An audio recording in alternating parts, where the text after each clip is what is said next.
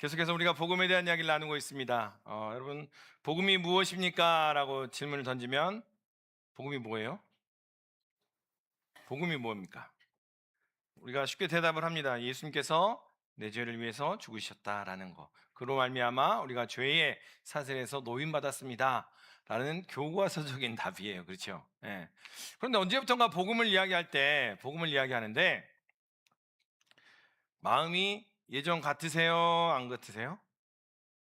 복음을 이야기할 때마다 예전에는 그랬던 것 같아요. 예전에는 마음이 뜨거웠고요. 복음을 이야기하면 마음이 더 벅차기도 했고요. 복음을 이야기하면 어찌할 바를 알지 못하며 방황했 그 뜨거웠던 그런 마음이 있었던 기억이 있는데 언제부턴가 복음을 이야기함에도 전혀 요동이 없는 거예요. 복음을 이야기하는데 전혀 그냥 아 그렇구나라는 막연한 생각이 들 때가 있더라는 거죠. 왜 그럴까? 여러 가지를 이야기할 수 있을 텐데 예수님께서 누구를 위해 죽으셨다고요? 예수님께서 누구를 위해 죽으셨다고요? 그런데 우리는 뭐를 이야기해요? 예수님께서 우리를 위해 죽으셨습니다. 예수님께서 인류를 위해 죽으셨습니다. 예수님께서 우리 모두를 구원하셨습니다. 라고 이야기하면서 누가 없어졌어요? 내가 없어졌어요. 내가 없어졌어요. 예수님께서 나를 위해 죽으셨습니다라는 고백이 사라져버린 거예요. 그러면서 그러한 고백이 사라지니 죄의 영향력이 계속해서 늘어납니다. 그래서 뭐가 나타납니까? 오히려 요즘에 예수님께서 나를 위해 죽으셨습니다라는 이야기보다 뭔 얘기가 더 좋아요? 감동이 돼요. 누군가가 죽었대, 헌신했대, 누군가가 삶을 던졌대, 막 그런 얘기들이 오히려 예수님께서 우리 위해서 해주셨습니다라는 것보다 누군가가 중심이 돼서 했다라는 것에 더 도전이 되기도 하고 더 감동이 돼요. 오늘 설교 제목을 같이 한번 읽어보겠습니다. 설교 제목 같이 읽습니다. 시작. 하나님과 같이 되리라. 아멘. 여러분 설교 제목들을 잘 안 보시는군요. 그냥 주보는 뭘 보세요? 광고만 보세요? 설교 제목을 한번 보시면 하나님과 같이 되리라예요. 하나님과의 관계 안에서 복음에 대한 나의 이야기가 사라지고 죄의 영향력이 커지니 어떻게 돼요? 하나님과 같이 되고자 하는 마음이 다시 일어나더라는 거예요. 그거에 대한 분별이 사라지기 시작합니다. 그것이 어떻게 나타나는가? 여러분 회사에 혹시 이런 분들이 계실까? 아마 안 계실 것 같기도 한데 한 부장님이 회사의 결제판을 들고 사장실에 들어갑니다. 그런데 이미 들어가기 전부터 부장님이 뭘 해놨어요? 이미 다 계약도 하고 돈도 지급하고 물건도 다 띄워오고 사람도 다 뽑고 그렇게 다 해놓고 결제판만 들고 사장실로 들어가는 거예요. 사장님이 물어봅니다. 이거 왜 어떻게 결정을 했어? 어떻게 왜 이런 결정을 했지? 왜 이렇게 결정을 했지? 라고 물어보는데 그 부장님이 대답하는 거예요. 제가요 그냥 결제도 다 하고 물건도 다 띄고 사람도 다 했으니까 그냥 사장님은 결제만 해주세요. 이러면 돼요 안 돼요? 뭔가 좀 이상하지 않나요? 누가 사장이에요? 예, 예.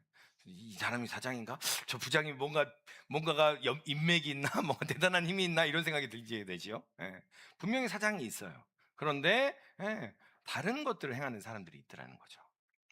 또 어떤 사람이 있습니다. 어떤 사람이 집을 빌려서 이렇게 살아갑니다. 집을 빌려서 하루하루 살아가는데 집 주인이 따로 있어요. 집 주인이 집을 지어서 또 전기도, 수도도 다 넣어서 집을 완전히 지어놓고 이제 그 사람에게 집을 빌려준 거예요.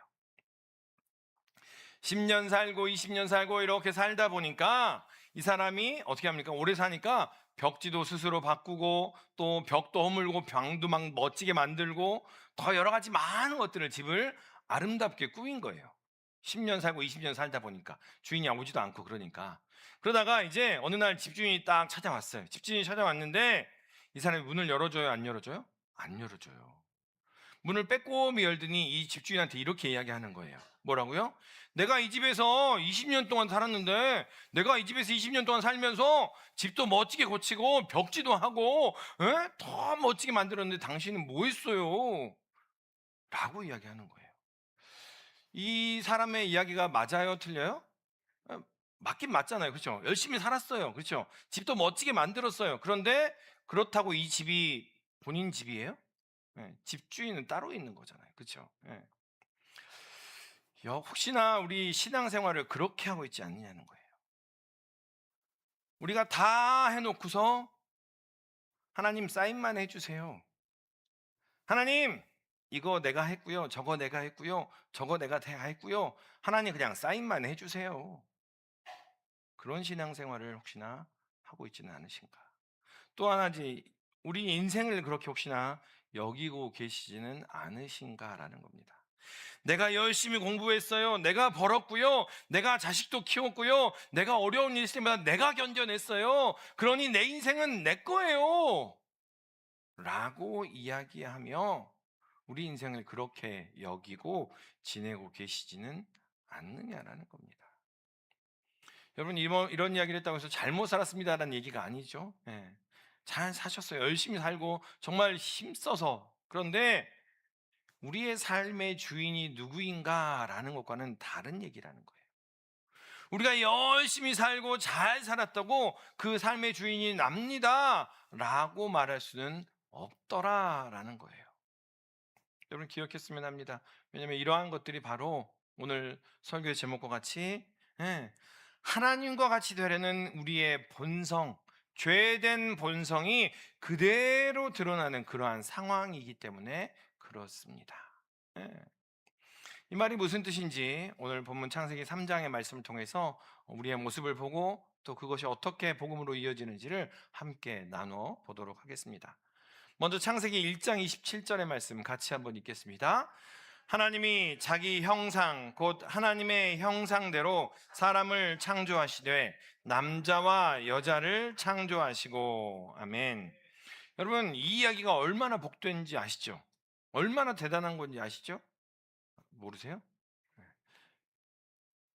여러분 하나님께서 해를 지으실 때 하나님의 형상대로 지으셨나요? 성경에 기록되어 있는 내용이 없습니다. 달을 지으실 때도 달을 지으면서 하나님의 형상대로 거기에 달을 지으셨습니다라는 이야기가 없어요. 바다를 지을 때, 산을 지을 때, 짐승을 지을 때도 하나님의 형상대로 지었다는 얘기는 단 한마디도 들어있지 않습니다. 오직 누구를 향해서만, 사람을 향해서만, 우리를 향해서만 하나님의 형상대로 지었다라고 말씀을 하세요. 근데 형상이 뭐예요? 형상은 모양에다가 하나님의 모든 것들을 담아 놓은 거예요.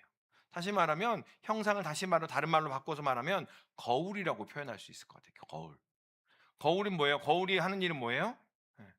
거울이 빛을 내요, 반사해요?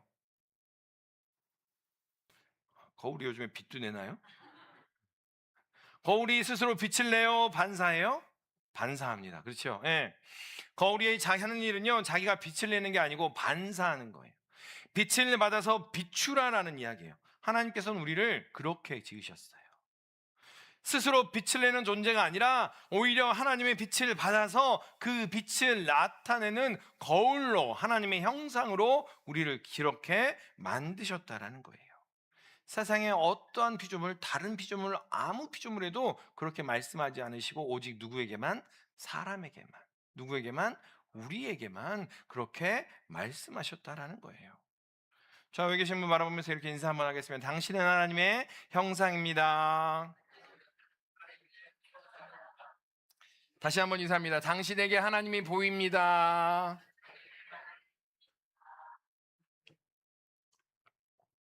진짜죠?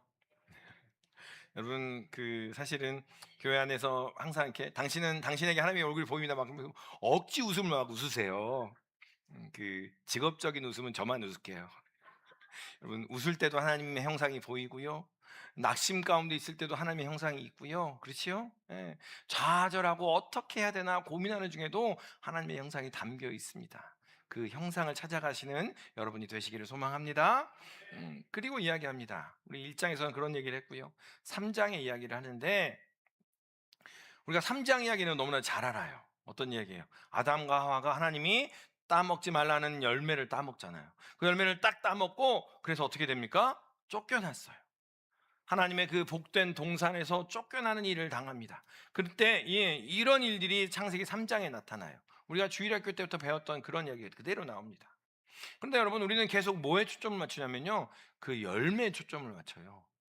그 열매를 안 따먹었으면 아담과 하와가 괜찮지 않았을까? 그 열매가 과연 무슨 열매일까라는 것에 초점을 먼저 맞춥니다. 그런데 과연 열매가 문제였을까?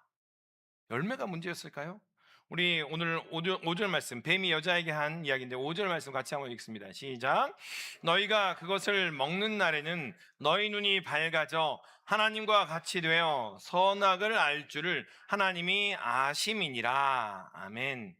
이게 무슨 얘기예요? 뱀이 한 얘기예요. 뱀이 예, 아담과 하와를 꼬드기려고 그렇게 한 얘기예요. 근데 그 이야기에 뭐가 나옵니까? 선악을 알 줄 이렇게 얘기해요. 여러분, 히브리 사람들에게 있어서 안다라는 이야기가 그냥 어떤 이야기냐면요, 옳고 그름을 배운다라는 이야기가 아니에요. 안다라는 이야기가요, 뭐 삶으로 아는 것도 있지만 체험으로 아는 것도 있지만, 성경에 보면 하나님께서 당신의 사람들의 이름을 지어주시고 그들을 안다라고 말씀하세요. 이 얘기는 무슨 말이냐면, 너는 내 거야, 내가 너를 책임질 것이고 내가 너를 사용할 거야 라는 의미예요. 내가 행할 거야 라는 하나님께서 사용하시는 단어가 바로 안다라는 단어예요. 오늘 말씀 보면 뭐라고 나옵니까? 선악을 알 줄을 이렇게 이야기합니다. 다시 말하면 이 말은 무슨 말이에요? 옳고 그름을 내가 정할 거다라는 이야기라는 거예요. 예. 뱀이 아담과 하와에게 이렇게 이야기하는 거예요. 저 열매 먹어봐. 그러면 옳고 그름을 네가 정할 수 있어. 옳고 그름의 기준이 네가 정할 수 있고 네 마음대로 할 수 있고 네가 할 수 있어 라는 이야기를 뱀이 하고 있는 거예요. 그 열매 자체가 중요한 것보다는 그 옳고 그름을 정하는, 여러분, 옳고 그름을 정하시는 분이 누구세요? 네, 하나님이세요. 그런데 뱀이 뭐라고 얘기합니까? 그 자리에, 누구 자리에? 하나님 자리에 네가 들어갈 수 있어 라는 이야기를 하는 거예요. 그거에 보암직하고 먹음직하고 탐스러운 열매를 미끼로 사용한 것뿐입니다. 선악을 알게 한다는 것은요, 무엇이 옳고 그른지를 내가 정하겠다라는 이야기예요. 그럼 다시 말하면 뱀이 판 거는요, 열매를 판 게 아니고 누구의 자리를 판 거예요? 하나님의 자리를 판 거예요. 자기 것도 아니면서 하나님의 자리를 판 겁니다. 여러분, 기억했으면 좋겠습니다. 하나님께서는 우리를 당신의 형상대로 지으셨어요. 당신의 영광스러움, 충만함, 온전하심을 온전하게 드러내라고 당신의 형상으로 우리를 지으셨습니다. 그랬더니 사람이 뭐까지 달라고 해요? 하나님의 자리까지 달라고 하더라는 거예요. 하나님 내려오세요. 내가 그 자리에 앉을게요. 하나님 내가 결정할게요. 내려오세요. 라고 이야기하는 죄된 본성이 우리 안에 있더라라는 이야기예요. 우리는 그렇게 쉽게 죄를 이야기하면 그냥 겉으로 드러나는 뭐 속이거나 또 뭔가 빼앗거나 이런 거짓말하거나 이런 것들로만 생각을 합니다. 그런데 여러분, 그것은 죄의 열매들이에요. 그냥 죄의 뿌리가 있기에 나타나는 열매들이 뿐인 것이고, 죄의 근본적인 모습이 있는데 그것이 바로 하나님의 자리를 내가 꿰차겠습니다 라고 이야기하는 그 모습이더라라는 겁니다. 거울로 만들어 주었더니 거울이 자기가 태양이 되겠다고 이야기합니다. 비추라고 세워두었더니 비추는 자리에서 내려와서 빛나는 자리로 내가 빛나야겠어요 라고 걸어 들어가더라는 거예요. 그래서 여러분, 이게 바로 죄라는 거예요. 죄라는 것이 겉으로 드러나는 것, 그것에만 머무르지 않습니다. 죄라는 것은요, 피조물이 창조주의 자리에 앉으려는 반역이 바로 죄라는 것임을 기억하시기를 바랍니다. 내가 하나님 돼볼게요. 내가 하면 잘할 것 같은데? 내가 하면 더 잘할 것 같아요. 라고 이야기하며 하나님의 자리에 앉으려는 것, 그것이 바로 근본적인 우리의 죄된 본성이더라라는 거예요. 이런 얘기를 드리면, 아니 목사님, 아니 내가 교회에서 신앙생활도 잘하지요, 열심히 봉사도 하지요, 헌금도 잘하지요, 여러 가지 많은 것들도 섬기지요, 다 하는데 뭐 그렇게 뭐 내가 하나님을 끌어내렸다고 합니까? 하나님을 끌어내린 적이 언제 있어요? 근데 여러분, 한번 생각해 보세요. 처음에 우리가 복음을 처음 듣고 주님을 향해서 내 삶을 드리겠습니다라고 결단할 때 가장 먼저 누구에게 이야기했어요? 하나님 앞에 나아가서 이야기했어요. 하나님 앞에 모든 것들을 다 쏟아놓고 이야기하고 먼저 아뢰고 먼저 이야기하고 먼저 하나님께서 말씀하신 것을 들으려고 애쓰는 그런 모습. 그때 오히려 더 큰 은혜가 있었더라는 거죠. 그런데 언제부터 은혜가 사라지냐면 내가 할 때. 우리가 지금 하나님의 노릇을 할 때가 참 많더라는 거예요. 저도 마찬가지고요. 예. 우리 매일 하나님의 일을 대신할 때가 종종 있습니다. 어떻게 해요? 남편을 바라보면서 왜 그래? 그 모습 가지고 하나님께 나아가세요? 안 나가세요? 잘 안 나가요. 그냥 내 경험대로, 내 지식대로, 내 판단대로 그냥 결정해버려. 아내를 향해서도 마찬가지고요. 옷장에 이렇게 옷이 많은데 또 옷이라고? 뭐 이런 얘기할 때마다 또 이야기합니다. 우리는 그렇지요? 그걸 가지고 그 모습을 가지고 하나님께 가지고 나아가서 하나님께 아뢰기보다는 오히려 내 가치관으로 내가 판단하는 것에 오히려 익숙한 채 남겨놓더라라는 거죠. 자녀가 어떻게 살아야 되는지 누가 결정해요? 내가 결정합니다. 저 사람이 옳은지 그른지 누가 결정해요? 내가 결정하더라는 거예요. 또 그리고 내가 내 인생을 어떻게 살아야 될지 누가 결정해요? 내가 결정하더라는 거예요. 이전에 은혜가 충만했을 때는, 이전에 그 복음이 말씀이 우리 안에 역사할 때는요, 그 모든 것들을 가지고 하나님께 여쭤봤던 것 같아요.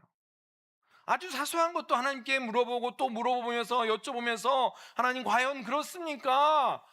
그런데 언제부턴가 그것이 사라지고 내가 하나님의 자리에 앉아서 내가 결정하고 내가 판단하고 내가 모든 것들을 행합니다. 그리고 나서 하나님께 알려드리지요. 하나님, 저 이렇게 했어요. 사인해 주세요.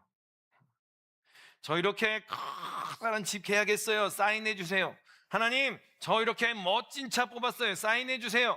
하나님, 저 이렇게 취직했어요. 사인해 주세요. 하나님, 다 이렇게 가니까 저도 그렇게 가야겠어요. 사인해 주세요. 우리는 그렇게 신앙생활 합니다. 그리고서 이야기합니다. 저 교회 다녀요. 저 하나님 믿어요. 여러분, 뱀이 하와에게 뭐라고 얘기했어요? 하나님을 버려라 라고 얘기했어요? 하나님처럼 되라 라고 얘기했습니까? 하나님처럼 되라 라고 얘기했어요. 하나님을 버려라 라고 말하지 않았습니다. 하나님을 떠나라 라고 이야기하지 않았고요. 하나님을 멀리하라 라고 이야기하지 않았어요. 오히려 하나님처럼 네가 해. 하나님처럼 선악을 구별하고 하나님처럼 네가 결정해. 그러면 좋은 거야 라고 이야기하더라는 거죠. 그래서 그 이야기들이 우리의 중심에 그렇게 들어와서 하나님을 알면서도 그 자리에 앉아 있고 앉으려 하는 그 죄인의 모습이 우리에게 여전히 있더라라는 거예요. 그런데 그거를 알아요, 몰라요? 여러분 표정 보니까 모르겠대. 뭘 그렇게까지? 근데 여러분 기억하셨으면 이게 중요한 이야기예요. 우리의 삶의 근원이에요. 우리는 안 그런다라고 생각을 하는데요. 초대교회 사도들과 속사도들과 교부들은 이거 갖고 엄청 씨름을 했어요. 1600년 전에 어거스틴이라는 교부가 있어요. 어거스틴이라는 교부가 있는데 이 사람이 무슨 책을 썼냐면 고백록이라는 책을 썼습니다. 들어보셨죠? 고백록이라는 책을 썼는데 그 책 안에 이런 얘기를 써놨어요. 평생을 보내면 내가 잊어버리지 않는 그 사건이 하나가 있더라. 근데 그 사건이 무슨 사건이냐면 16살 때 16살 때 친구들하고 배나무 밭에 가서 배 서리를 해요. 배를 이렇게 다 따먹는 거예요. 배를 몽땅 털어가지고 왔는데 이렇게 배를 맛봤더니 배가 맛있어요? 맛없어요? 되게 배가 맛이 없었나 봐요. 그래서 그 배를 몽땅 다 돼지에게 줘버렸습니다. 그리고 났는데 이상하게 이 사건이 나이가 들면서 계속해서 예수님을 만나고 글을 써내려 가는데도 잊혀지질 않는 거예요.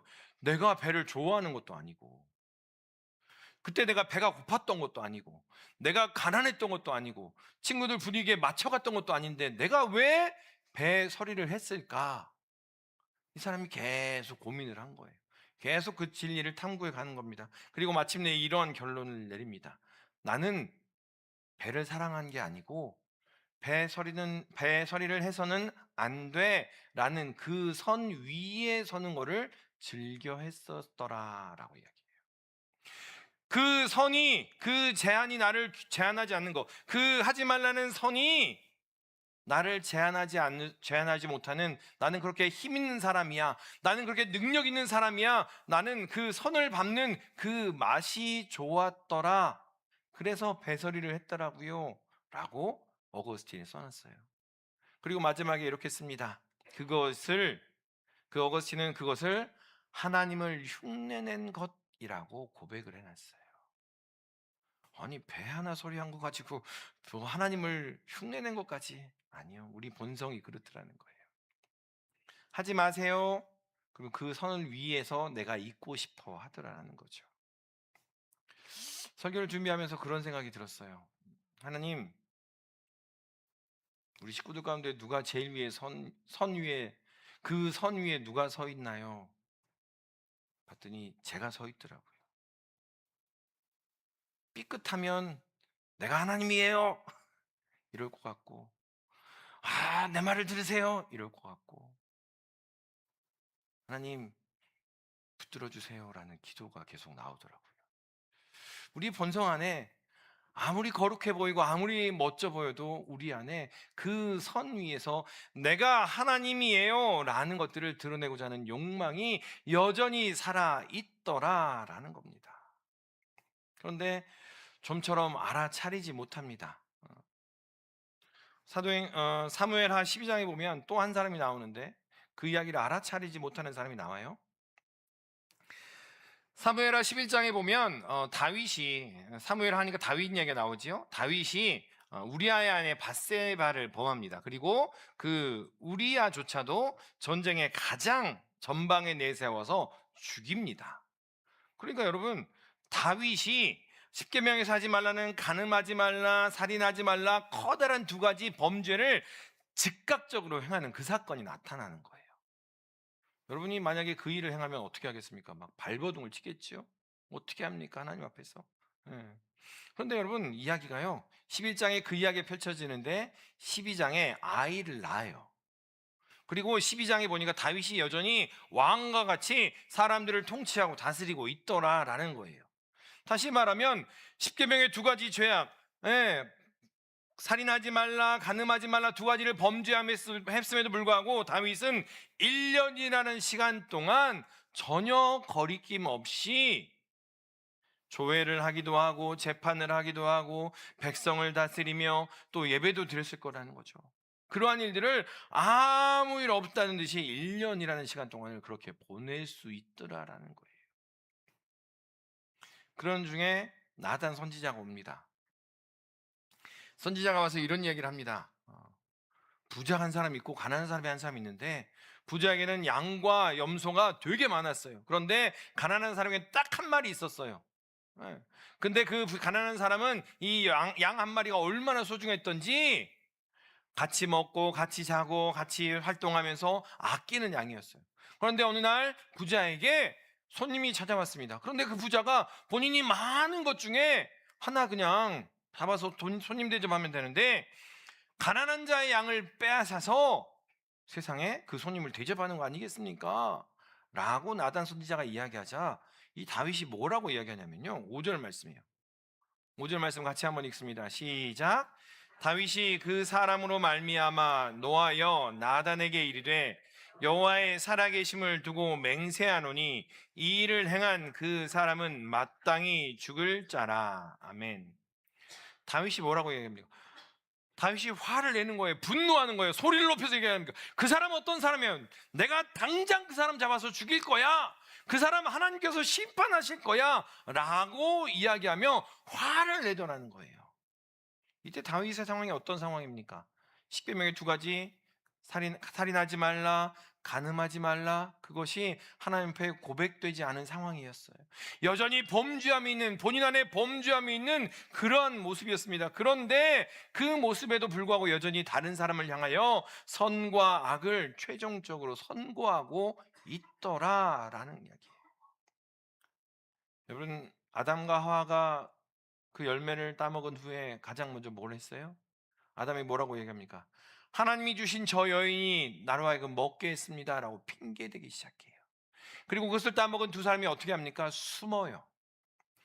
죄의 근본적인 본성이 그렇습니다. 핑계하게 되고요, 숨게 하는 것, 드러나지 않더라라는 거예요. 다윗은 심지어 간음하고 살인하였음에도 불구하고 본인은 전혀 알지 못한 채 다른 사람들을 재판하며 하나님의 예배의 자리에 나아가고 그 여전히 괜찮지라고 이야기하며 스스로 알아차리지 못하고 나아가고 있더라라는 이야기입니다.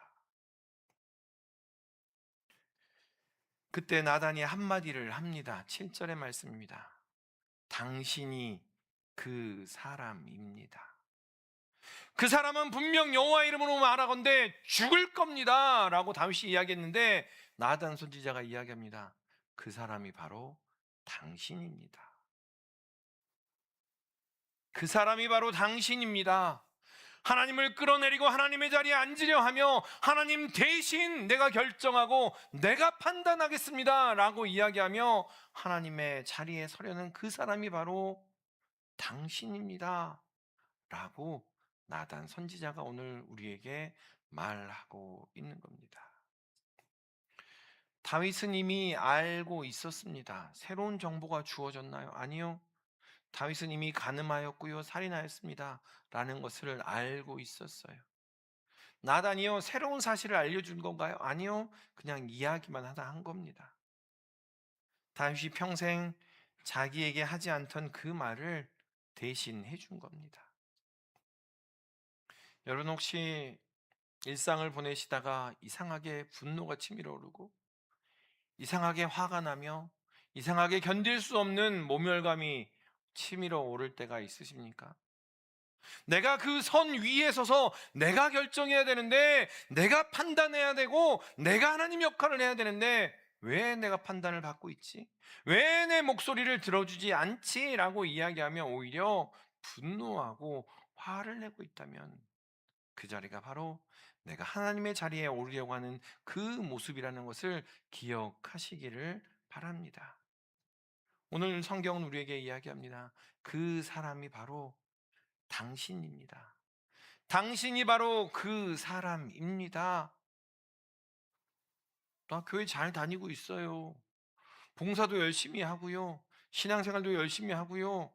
여러 가지 모양으로 일상에서도 삶에서도 그리스도인다운 삶을 살아가려고 애쓰고 있습니다. 그런데 성경은 이야기합니다. 그거 말고요. 당신이 그 사람입니다.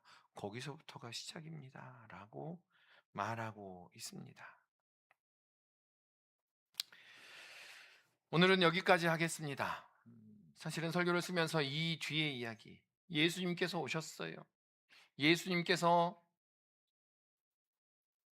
짐승을 잡아 가죽 옷을 입혀주시고 피를 흘리시고 골고다 언덕에 그 피로 씻겨주셨습니다. 그러므로 우리의 죄가 사하여졌습니다 라고 이야기하고 싶은 마음이 굴뚝 같았습니다. 그런데 하지 않으려 합니다.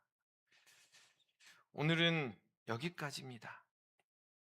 이제까지 우리가 여러분의 죄가 사하여졌습니다, 예수님께서 그 골고다 언덕의 십자가로 여러분을 사했습니다 라는 이야기를 너무나 쉽게, 너무나 자주, 너무나 빨리 그냥 익숙하게 들어왔기 때문입니다. 이 한 주간은 당신이 바로 그 사람입니다 라는 이야기가 내 이야기가 되는 한 주가 되었으면 좋겠습니다. 말할 수 없는 고통 가운데, 그 번민함 가운데 이 죄가 나를 죽음으로 몰고 가는구나 라는 것을 알아야만이 복음이 복음되기 때문입니다. 이것이 해결되지 않으면 나는 죽습니다. 예배당에 앉아있다고 사는 것이 아니고 이것이 해결되지 않으면 나는 죽습니다 라는 고백이 우리 안에 나와야 복음이 복음되기 때문입니다. 이제 그 자리에서 내려오는 그러한 한 주, 깨닫고 내려오는 한 주가 되었으면 좋겠습니다. 우리 시편 51편 4절의 말씀, 그 말씀을 같이 읽고요, 말씀 마치도록 하겠습니다. 같이 읽습니다. 내가 주께만 범죄하여 주의 목전에 악을 행하였사오니 주께서 말씀하실 때에 의로우시다 하고 주께서 심판하실 때 순전하시다 하리이다. 아멘. 기도하겠습니다.